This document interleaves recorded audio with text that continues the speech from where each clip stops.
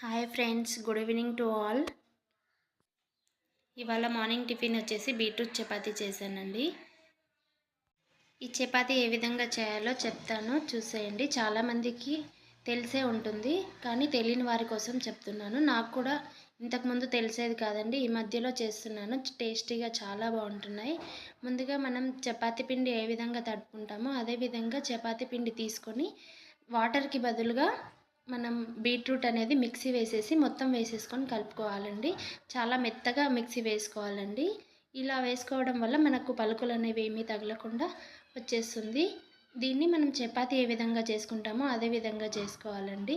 కానీ చపాతీని ఎక్కువసార్లు తిప్పి వేస్తూ కాల్చకూడదండి.